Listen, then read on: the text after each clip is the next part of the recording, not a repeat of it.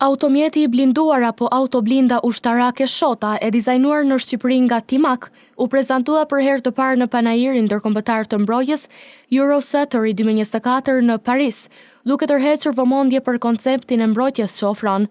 Ndërkaq thash, autoblinda Shota do të prodhohet edhe në Kosovë në kuadër të bashkëpunimit me industrinë e mbrojtjes, të arritur përmes marrëveshjes trelatare ndërmjet Kosovës, Shqipërisë dhe Kroacisë, e cila u nënshkrua në mars të vitit të kaluar. Mediumi ynë për një përgjigje më të detajuar në lidhje me autoblindën Shota ka kontaktuar me Ministrinë e Mbrojtjes së Republikës së Kosovës, ku kemi pranuar këtë përgjigje me shkrim.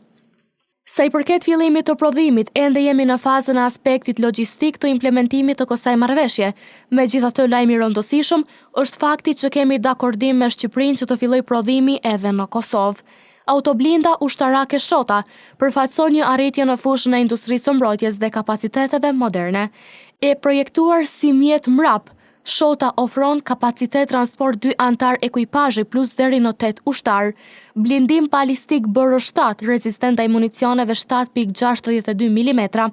trup në formë V, i projektuar për mbrojtje të lartë ndaj minave dhe ijetve,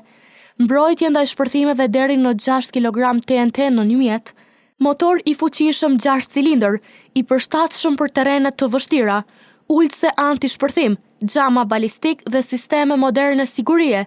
platformë në kulm për armatim, sisteme ndriçimi 360 shkallë dhe pajisje operative mbështetëse.